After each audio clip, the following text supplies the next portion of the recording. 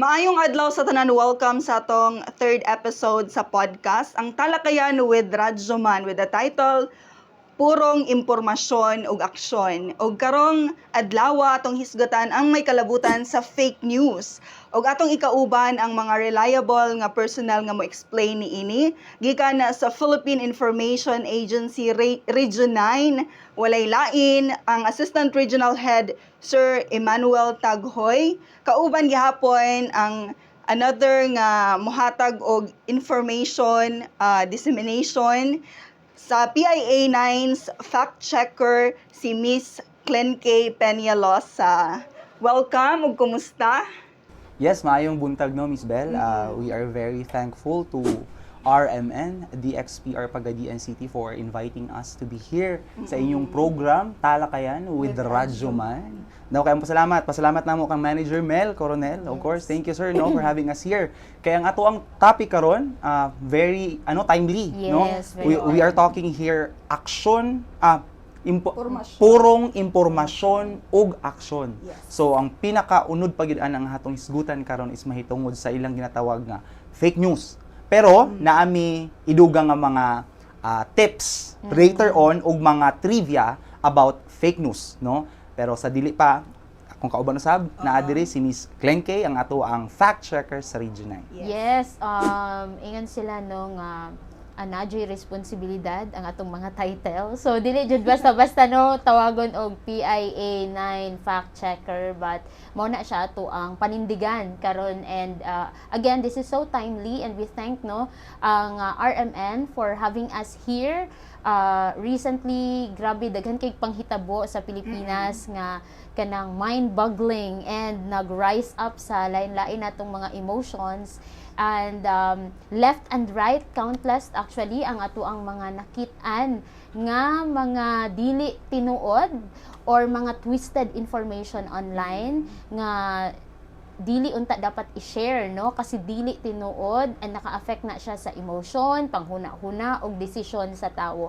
Og before nato hisgutan ang maong mga impormasyon no, ato nang i-greet ang ato mga listeners, live tang makit-an ug madunggan sa atong official Facebook pages. Ang RMN DXPR Pagadian 603 ingon man sa 96.7 IFM News Pagadian ug sa tagsa-tagsa ka mga radio dial 603 sa inyong radio dial ingon man sa 96.7 IFM. So muna siya ang atong coverage karong buntago og live sabta sa YouTube no. So sa atong mga tigpaminaw, ato ang mga tigtanaw, atong mga viewers, good morning kaninyong tanan. Alright, so nahisgutan man gyud tong kalabutan sa fake news, Sir Eman and Ma'am Kay. So at unsa man gyud ining fake news no? Nganong kadaghanan sa mga tawo naglisod mag-identify aning fake news? Okay, when we talk about fake news, ang information o ang balita entirely dili siya tinuod. And indeed, fake news exist. But sa imong pangutana ma'am, nganong maglisod og identify ang mga tawo? The reason is that ang mga ginaingon nato nga fake news karon, there's a touch of truth dira. Maong dapat no, correction ni sa tanan og siguro bag-ong idea ni sa mga naminaw sa ato karon, we should be careful or we discourage gali no ang paggamit sa fake news. Kasi mostly sa mga ginatawag na tog fake news karon, kini nga mga impormasyon are not entirely fake. There's a touch of truth no dira sa mga impormasyon. So instead, ato ang i-identify no diretso unsa ba ni siya nga information? Misinformation ba ni siya? Again, misinformation ba ni siya? Disinformation ba ni siya? Or information ba ni siya? Oo, so yes no tinuod ingon ni Miss Clenke no. So kasi nasanay na ta nga ang ato ang ginagamit nga terminology no. For quite a time since this was introduced before no, gigamit sa kadaghanan no nga fake news. But gali subli pa ni Miss Clenke no sa ilahang kay si Clenke actually ako lang pong i-share di ay before I go to the fake news. Ni mention si Miss Clenke ganina nga dili matawag na usa ka fact checker no.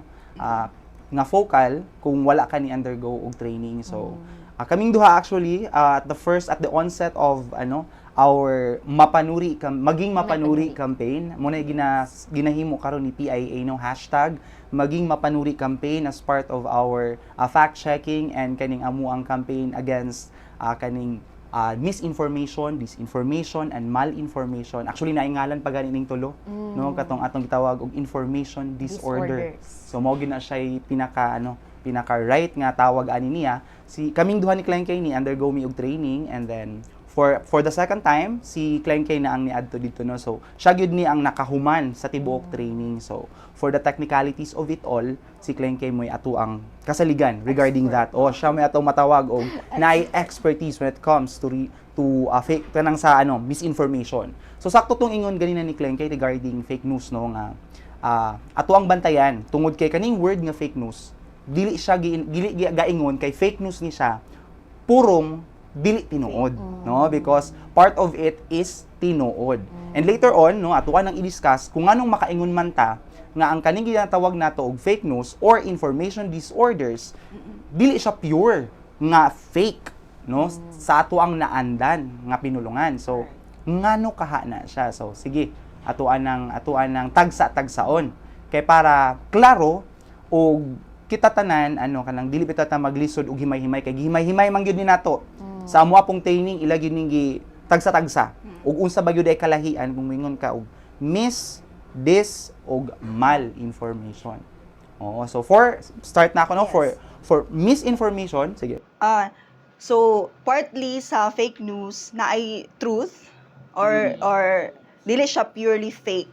No? Yes. So, nahisgutan ni mo, Ma'am Kay, ang kalabutan sa misinformation, disinformation, o malinformation. So, sir, unsa man gyud ang mga kalainan aning tulo? Unsa man gyud difference nga pwede natong matawag nga kani misinformation, kani disinformation, kani malinformation?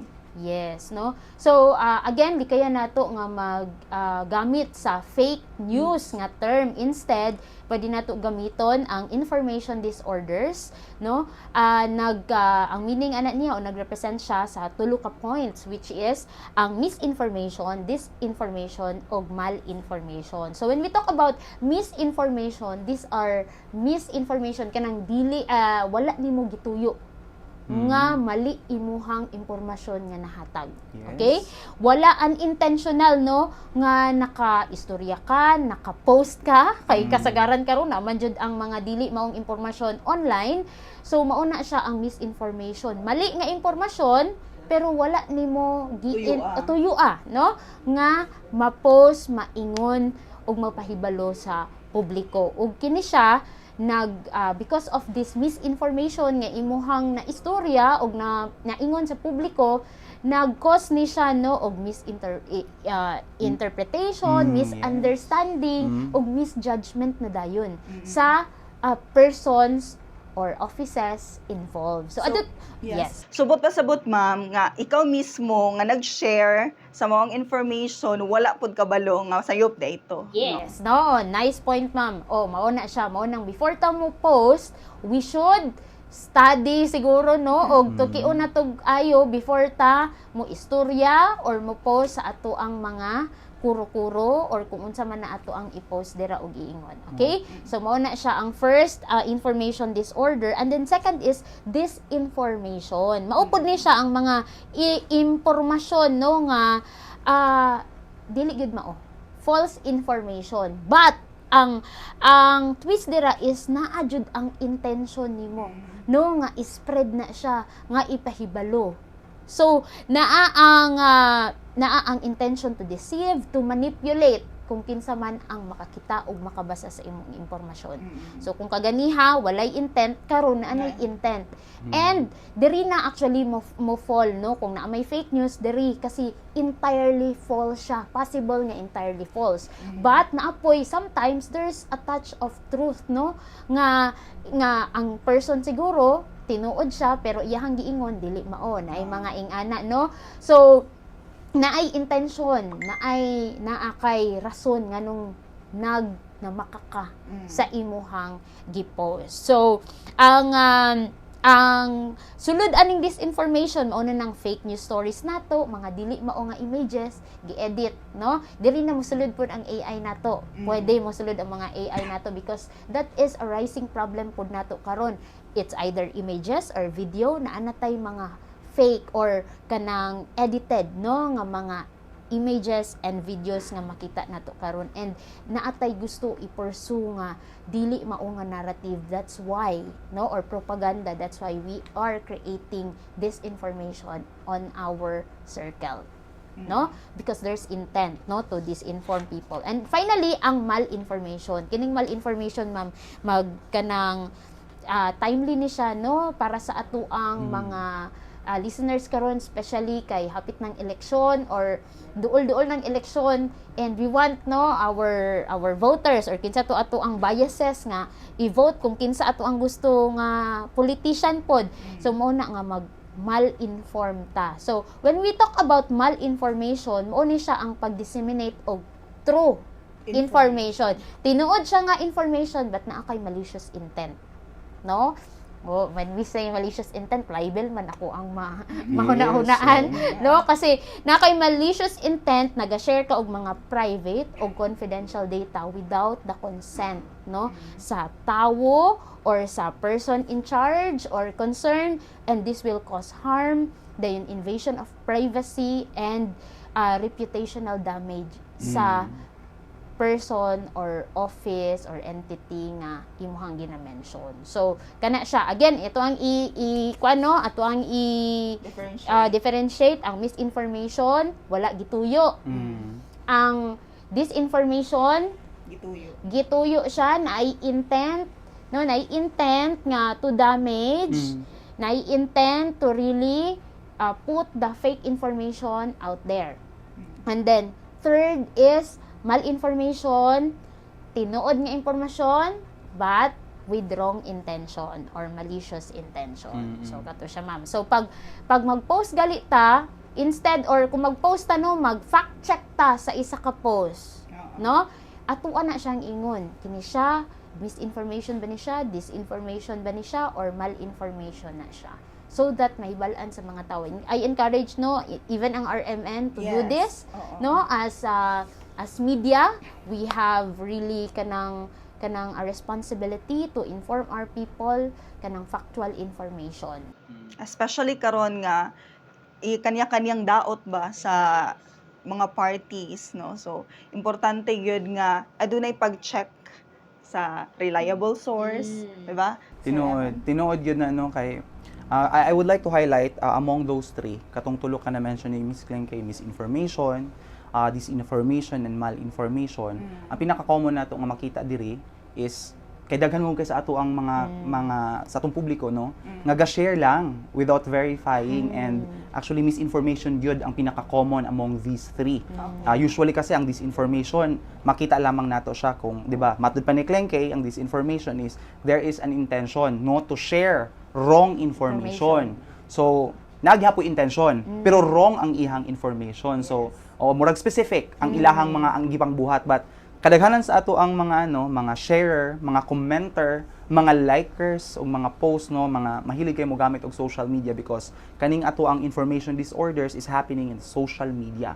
No, wala man ni siya nahitabo sa ato ang mga kuan sa ere, sa radyo, wala man ni nahitabo, no, sa atong mga newspapers wala man ni siya nahitabo with our traditional media. But this is happening, no, sa ato ang social media. So ang gitarget ani is ang ato ang mga users, no, sa nagkalain-lain nga mga social media platforms. So ang pinaka-common is misinformation. Ngano man, ang i-target niya is the emotion of the people. Kung magbasa ka and then naa kay imuhang personal bias, dali dayon ka mo tuo. Pagtan-aw nimo nga, oy, murag kuan man ni siya. Murag kuan man ni siya. So share dayon ka. Which is also the reason nga kami pod sa PIA as part of our campaign sa maging mapanuri, #maging mapanuri, no, nga amuag yung ginaingnan, no, ang publiko, among gina-warn ang publiko nga maglikay ta, no, magmabinantayon ta sa ato ang likes, atong comments, atong sharing of whatever post without verifying, kay aron dili ta makadugang sa pag-spread. Kay basig wala ta kabalo nga gasigi tag mention nga bahin aning mga peddlers of fake news, kita di ay mismo Peddlers peddler news. na. Because the moment that you like, the moment that you comment, and even just react, no? Ang engagement sa usa ka post mas mudaghan, mas the more ang makakita. No, so lahi magudang kwan ang analytics karon sa social media. The more nga daghang engagement ang usa ka comment or ang usa ka post, the more siya nga mag-pop up. The more siya nga mugawas no sa mga nagkalain-lain sa mga inyong Facebook ba no, depende ninyo kung sa inyong ginagamit, pwedeng X so whatever is that. So pop up na siya, mupataas. So atong encourage no ang ato ang mga users of social media magbinantayon para dili ta mamahimong kuan kanang wala ta kabalo unknowingly, but we are already peddlers of misinformation, wrong or false information. Alright. So, base sa gidefine ni Ma'am Kay, ang malinformation, tinuod siyang impormasyon, pero ang intention is pagpandaot. So, karong panahona, sir, no, Sir Eman, mas common ang malinformation. 'Di ba? Ang mas common is misinformation. So ang pinakadili common ang malinformation. The general public kasi, Oo. dili magud sila kabalo, Ma- share lang man. Oo. But actually, malinformation is quite, makita gyapon siya nimo. If you notice kana bitong mga videos that are spliced, those are real, di ba? Makakita ta nga nistulti ang usa ka official. Ni comment siya about a certain issue. Pero ang iyang comment was taken out of context Yes. because gisplice o gikuha ang negatibo nga mensahe lamang. So kana siya daan nga gihimo nila, that's malinformation. What the official is talking is truth. No, tinuod siya. Naa siya'y basihan. But then it was taken out of context kay gikuha lamang sa katong naay mga motibo nga dautan kay gusto nilang dauton tong nga official, ilang gikuha tong portion nga medyo mali ang iyang gistorya. And that's where information disorder comes in. Kwaon to nga mali nga information, ay ato nga information I-post din itapad nila, itapad oo. sa isumpay no sa Yes. lain nga video or whatever no para magdaot. Alright. So nani nga mga information and disinformation, malinformation, misinformation, unsa may mahimong role sa PIA, isip na sa PIA no? Ani pagbatok aning mga inaani nga mga problema. Yes. Ang Philippine Information Agency no under sa Presidential Communications Office as a government entity, ang gusto no nga ang government as gobyerno, someone from the government, instead nga asa-asa ta mo kuha man gud og impormasyon, kami ang una no nga makahatag og tinuod nga information og kauban pud ani ang ang campaign actually under the maging mapanuri sa ato ang mga listeners, sa ato ang mga viewers, sa mga naara sa ilang balay nga ga-scroll gusto nato mahibal-an nila, i-inform sila about these things so that there's awareness kasi I want to kanang emphasize ba nga we can be peddlers and we can stop it. No? Ang ato ang programa karon purong impormasyon and action. We don't want no our listeners to just listen and to take all these informations, but we want you as to hold your phone, no? Because you know this already, you put to action, no? Pag makita kag isa ka post, no, you have your own bias. Sometimes our biases clouds, no, ang ato ang saktong panghuna-huna, and we believe diretso kung unsa ato ang makita, and then we share this to others, and nang nahitabo nahimo natang peddlers no sa mga dili tinuod o dili maayong impormasyon. So we want everyone, no, especially our listeners, ang PIA panawag no sa ato ang mga viewers and listeners karon to be responsible. Actually, no, this is our campaign for all of us to be responsible, na maging mapanuri, no, sa mga impormasyon nga ato ang gina absorb, mga makita every day, because we are receivers, but we could also be peddlers of this information disorders. I would like to add, no, we consume information on a daily basis, and just like food, no, we have to nitpick which is healthy for us, which is beneficial for us, no, and with that, kasi kung dili nimo siya tan-awon, wrong information can be poison not only for the sender but as well as to the receiver. So that is why tan-awon gyud nato kung sakto ang atong gina-share. Ug mo na yung ginapanghinusga nato no sa PIA karon usa sa ato ang mga gipang planuhan. Actually, we already have a activities lined up for this year no regarding our, actually we call it Media Information Literacy or MIL, na natay mga nakatarget ng mga areas where we conduct these activities no. So napo tay nakaplano diri sa Region 9 actually for ano ni siya for next month. Di lang na ako i-mention ng specific date no kay under ano pa magud siya proposal pa, so but definitely we will have that, and part of it is ano kanang amo ang ikampanya no sa ato, especially sa atong youth no, ato ang ipahibalo kung unsa ba kay majority of our mga social media users no are our young people, daghan sa ilaha pod. Oo, so kinang ato nang ginatan-aw nga ato apod silang maimporma, mahatagan og impormasyon nga ug unsay angay natong buhaton no, how we can fight no this information disorders. Yes, sir. Nahisgutan nimo ang media information literacy trainings or seminars ba na sa mga kabatan-unan ang target ninyo, sir ba? So makahatag ba kag mga prior info regarding kung unsaon nila pag-avail? Actually selected din mga youth no, we plan to conduct this on in one of the schools no here in Zamboanga Peninsula. Tapos naga-target mi ubay actually ang atuang target. We have about more than 100 students no ang atong gi-target for for this particular activity, and then naay mga lain-lain nga mga topics nga atong gi-discuss, and one of the topic will be on fact checking. Which will be handled of course by our fact checker no, Miss Glenn kay Peñalosa no, to elaborate para sa unsay mga dapat nilang bantayan, and of course no how you can verify, kasi we keep on saying no we verify what we post no, di ba? So how do we do that? Mo na siyang usa sa mga atangan no sa atong mga viewers, kay kami po during the time we will also have our live stream. Yes. So mo nang yes, gusto na ko i-add no nga as mentioned ganiha, PIA or the Philippine Information Agency is under the Presidential Communications Office, and the same level po mi sa RTVM, sa Radyo Pilipinas, sa PTV, Philippine News Agency, and we in our capacity is trying to educate people and to inform them about these information disorders, and to make awareness no about this, and to let the people know that the government is the most reliable source of information.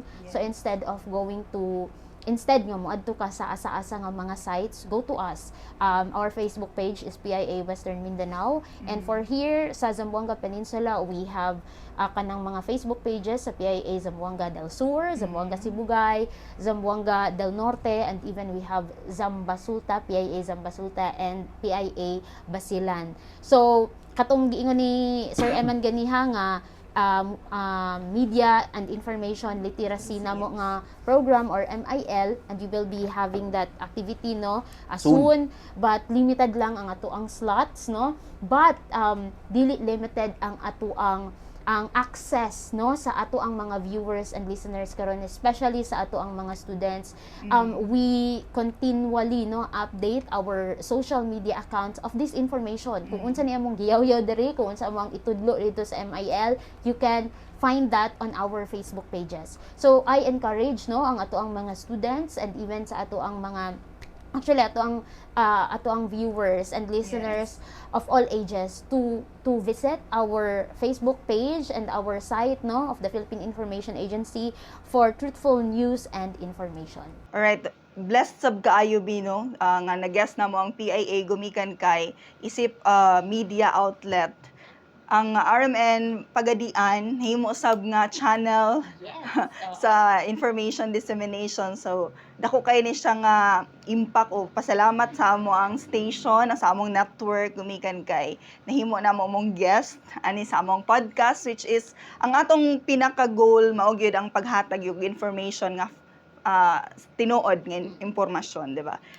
Pwede lang na ako i-add no nga we appreciate ang RMN this partnership and this guesting actually only prove that we can trust the information that we can get here.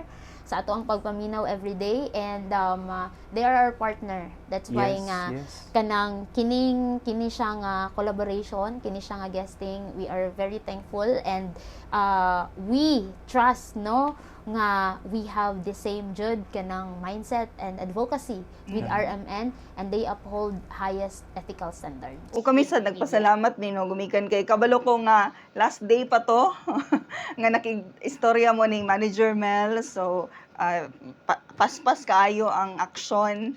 Yes. Paspas kayo ang aksyon. So karon nahimo nato ni nga podcast, madungog sa kadaghanan, live ta sa ato ang mga Facebook pages, sa atong live stream, ingon man sa tag-satag sa ka mga radyo. Miss Bella, akong idugang lang no, regarding sa role ni PIA in this campaign no, maging mapanuri. Kasi Zamboanga Peninsula PIA Region 9 specifically, we have already established our information highway. The information highway, this means our different networks, communication networks, no, from the different provinces, cities in Zamboanga Peninsula. We have our national government agencies, no, gitawag nato nilang grupo og Mindanao Communicators Network. And then we also have our mga provincial, municipal, and the city information officers, and of course amo ang barangay information officers and our information volunteers. Now why I wanna put this in sa ato ang role, kasi with this network that we have, no, and with this campaign that we are having right now with maging mapanuri, so it's easier for us no to reach out no to even the farthest areas nato nga makabalo sila ug unsa ba no ang gibuhat karon nato, and unsa ang ato ang kampanya batok aning ginatawag nato karon nga information disorders. Kay ang kasagaran mong biktima o ato na mention ganina kadaghanan sa general public nagahimo og misinformation, and majority sa general public nagagahimo ani is katong wala gyud sila means of information pod. No nga ang ilaha bitaw pong ang ila pong mga na-follow nga mga pages or katong mga questionable bitaw pod, no, yes, wala pod nila na validate if existing ba na siya or so kana siya mo atuang sila tong pinaka target gyud pod nga abton mao nang dako kayo gamit kaning atong gitawag karon nga ato ang mga communication networks para nga hantod katong pinakalayo ma-inform no ug makabalo. Especially karon sir nga bisan kinsa pwede makahimo og page. Yes. Pwede pang daot, pwede ana. Uso no katong mga vlogger daw para maka-earn sila. That's why nga then nag-vlogger then dili mao ang impormasyon nga kay pang share. So kato no padiguro ta mo adto ma'am sa ato ang mga tips karon sa Surely nga isa ni sa inyong mga ihatag nga tips sa inyo ang sa to katong MIL, Media Information and Literacy. So unsa-unsa ang mga tips nga imong ikahatag sa atong mga listeners karong buntaga sa ato ang sa pagbatok nining information disorders? Atong i-follow ka kasi one of the things na that PIA conducts no through seminars is how to spot fake news, and the word spot itself no is used to verify. How so? So kana siya ang atong istorya sa inyo ha. Kasi ang spot murag na siya kanang meaning no, nahimo siyang abbreviation sa ato ang pag-verify. So from spot, the word spot, S is the source. So we must be very particular sa source. Tan-awon nato no kung kinsa ba ang source sa mao nga information. Validate nato ang ato ang nakit-an. Pag tan-aw nimo nga uy, nakit-an man ako dito ang usa ka official nga naay gistorya no through a quote card. Tawag mo nato nag quote card karon, kanang makita bitaw nato karon nga mga pictures nga naay mga text no mag unsa ilang mga gipang storya, gitawag nato na og quote card sa mga wala pa nasayod. So pagtan-aw nato naay gistorya, tinuod ba ka ni? So tan-aw nato ang source. So kinsa man ang nag-post, unsa man nga page. Pagtan-aw ninyo, uy, questionable man ang page. So ang source pa lang questionable, then ang post nila questionable. Kana usa lang na ka-example. Now, we go to P. Unsa man ang purpose. Oo, unsa man ang purpose sa mao nga post. So pag tan-aw ninyo didto, asa ba ka ni related nga post, no? So pag ana murag medyo political man nga post, politically motivated nga post, no? So, unsa kay purpose ani, di ba, niingon ta ganina, ang misinformation, disinformation, malinformation, di ba? Part of that kung say common sa three is the word intention. Kung naay intention ba or wala, no? Ang pinaka-safe is ang miss kasi wala gyud intention. Share lang siya. But the two, naay intention, no? Nga makadaot. So, kana siya, pag tan-aw nimo sa purpose nga murag unsa man ka ni siya, murag makadaot man ni siya, or it might be pwede pod nga for humor lang to iyaha, basin tay joke lang to, char lang tong iyahang post, But, no? Pag ang humor, lantawan lang po nato no kay online, adyoy satire. Then Yes, nakabutang yes. jud pud yun ay satire. Pero nanggihapoy mo tuo, no? ah. Satire, kuha na siya, kung makita mo satire nga word no sa mga postings, ibig sabihin din na siya tinuod, nagpapatawa. Pero aminado sila nga nagpatawa sila, no? Yes. Joke lang ilang gipang-ingon. Pero ang mga tao wala sila kabalo nga ang satire day, mo din ang pasabot. So, mga listeners nato, pag satire, that's joke, that's not true. Sir Eman. So, tanaw ninyo mo na siya usa sa mga purpose nga dapat atong bantayan kung sayop ang usa ka impormasyon, no? Nga or naabay motibo nga dili mao, no? Kay muingon na naman po dahil ang nag-post ana kung masakpan bitaw na sila nga, joke naman to. Kung satire. But there are actually daghan pa na eh. Yes. Aside sa satire, na pa na yung mga lain pang mga purpose or reasons nga nganong ilang gihimo tong usa ka card. Now, unsa man pod ang O? Sige, hatag nato ni Clenks. Ang ownership, no, ang meaning actually sa O. Kinsa man ang nag-own or kinsa man ang tawo nga naa dira sa sulod sa Yes. quote card, kinsa man ang tawo nga naa dira sa video, tinuod ba nga mao na iyahang giingon? Kaganiha source man to, kinsa ang ga-post karon, kinsa ang naa sa sulod mismo sa information. Mostly sa mga news na ay giingon ni. So adto ka kay kinsa man ang gaingon, check didto, tinuod ba na? Giingon na Usually niya. naman po na date, di ba? Yes. So, actually mo na ang sunod, ma'am, no, sa spot ang time T. and date nato Yes. because ang sometimes abi nato nay nag-post og holiday. Kani common kayo ni Kay? Holiday, oo. For truthful and updated holidays, go to PIA Yes. Western. Common kayo siya kay Oo. CPIA kasi. Sige, Kay. Yes, ang kana man gud nay mga balita no or nay mga news nga last year. Pero wala dito na gamay lang ang date, ang time, so i-check na ninyo ang timeliness kung kanus siya kay na-post siya kunyari nay nag-away nga mga politiko nya na-patch up na dito nila unya i-post ninyo nya nag-away nag-away na naman. noon bal. No, so ato ang spot ang ato ang kanang ato ang time and date. Pag makakita tag isa ka post, ani na no, pag makakita tag isa ka post, lantawa diretso. Ang source, ang purpose, ang ownership, and time and date. So, mao na ang ato ang lantawo, no? Ayaw ninyo kalimti. Dayon, the best thing to do, no? If you are really doubtful, pwede ninyo i-compare, dili lang sa isa ka source. Yes. Pag lantaw ninyo sa source, questionable ba ning source? Lantawan ninyo sa lain nga source, Correct. no?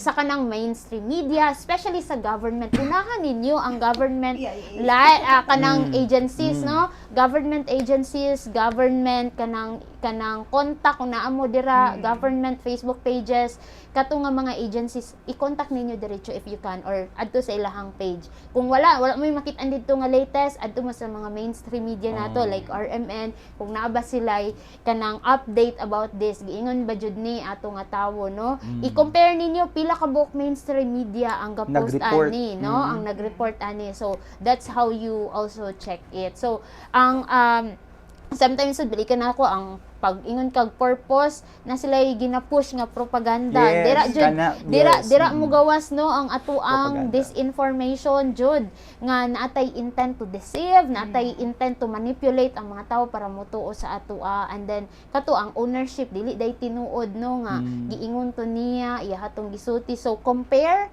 ang mga data no sa mga kanang mga sa mga sites nato, mainstream no? media. Mainstream media, compare jud dira nato na i-check, and then kato time and date. Although parang it sounds funny gani no usahay kay makita nato usahay mga buhi pa gipang patay na. Oo. Napakita nimo la. Namatay na daw si Kuan. So you di ba? Ang uban mo tuo mo gudayon nga. Tapos Uy, mag-share pag yun. namatay naman ni si Kuan nga, di ba? Without checking. So you can check other source, mga mainstream media nga pagtaong nag-post ba ni si Kuan, si RMN, pag ana ni wala may post si RMN regarding ani. So this must be, di ba, false or inaccurate information. So, kana lang yan. So, verify, and Yeah. spot, no, mga information disorders. Before ta mag-end siguro, gusto lang nako i-emphasize pod og kanang kwaon ang attention sa ato ang mga senior citizen, no?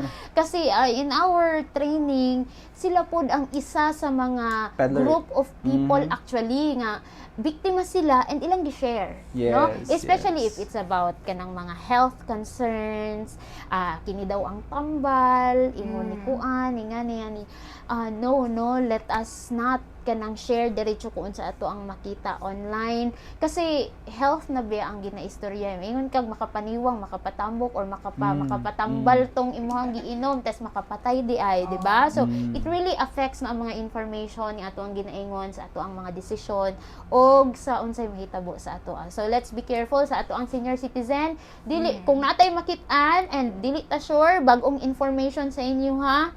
Ingnan ninyo inyong mga anak, mga apo to check and Matabang sila verify. yes, and kamo pod mismo na since nadungog man ninyo sa atong mga listeners karon nga lolag lolo, ingna inyo mga kinsa man ning ga-post ani. Makatuo ko ani ana. So, pero para dili mo, para sure mo, adto lagi mo sa PIA Western Mindanao. Yes, kung usa ka tawo makabalo na siya tong spot, mo spot.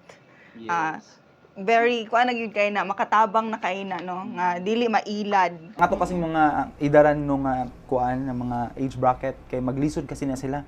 So pag ingon nato dig spot sa tong yama atong mga naadi ko sa radyo ganina ay sa daghan naman sila tabi-tabi dito ana. So mo lang na siya. Sakto tong ingon ni Klein kay no nga kung atong mga mga katigulangan kung mga medyo idaran na then di na kay klaro gani sa post katong matabang mo sa mga inyong mga young ones inyong mga relatives. Basta importante dili lang gid magdali-dalig share. Mo i-check sa gid ang source. Yes, oo. Isa pa di ay no, gusto lang nako nga idungag pud ni ang ato ang mga dili maong impormasyon, dili lang sa information about sa tambal or unsa, pwede pud siya sa scam. Pag natay Correct. makadawatag mga text tapos ato ang i-click dayon kasi information Mga man link, to. no? Oo, kanang mga niingon nga bibigyan ng 5,000 or subscribe to this and we will give you this and then kasi gina-share na karon sa mga messenger no kana so i-share daw nimo mag-login ka dito i-click lang daw nimo i-share kag ikalima na kay makuha nga pila nga kwarta all of those actually nga scam to siya no dili to maayong i-share so let's stop that ayaw na siya i-share no o kung pwede i-delete na siya og ipahibalo sa uban nga nag-share nga dili na mao scam nang ingana Mo na lang giingon nga if it seems too good to be true, dili It's gyud not na true. questionable gyud na. So ayaw na lang gyud. The offer is too good. Diba to be too true. good to be true? Ayaw na. So dili just scam gid na siya. Alright, daghan kayong information sab no, makatabang mo tong mga tips nga labing makatabang gyud especially sa mga listeners ug viewers. So once again, daghan kayong salamat Sir Eman and Ma'am Glenn Kay for having us. Nahimo kang guest, nahimo mo na mong guest dinhi sa among podcast nga makatabang sab isip na sa media no. Mahimo ming tulay mapadayag ang information at the same time makabalo ang usa ka tawo kun unsaon pag-identify sa misinformation, disinformation ug malinformation. Alright. So any message Sir No? Eman? Una sa tanan no, balik ko na katong ganina no, dako atong pasalamat no sa RMN, DXPR Pagadian no sa pag-invite sa amua. Thank you kaayo Manager Mel no. Hopefully dili ni mo ang last na mo paglingkod diri sa inyong talakayan with Rajaman. Of course, we would like also to mention our gratitude to our PCO Secretary J. Ruiz, of course ang among Director General Kathleen Chloe Sensuat de Castro, ang among regional head diri sa Region 9 si Ma'am Noemi Edaga no kay supportive kaayo ang ato ang directorate no mao ni i-push gid nato ning ato ang maging mapanuri campaign. Yes, and in additional lang no, again we call everyone who's listening to us sa mga naminaw sa atwa karon, let us spot information disorders and let us stop the spread of it. Yes. And ang dungag nga let us be responsible no sa ato ang paggamit sa ato ang social media that we can be can be helped to solve the problem of disinformation, and we will not be peddlers of misinformation and information disorders. Alright. So kato lang og daghang salamat. Magtinabangay ta sa pakigbatok nining mga problema karon, especially nagkatag yun sa social media kini ang information disorders. So hangtod sa sunod nga episode sa Talakayan with Radyoman, ako sa gihapon si PR Radyoman D, si Ocho Belkibra sa tong third episode, ang purong impormasyon at aksyon.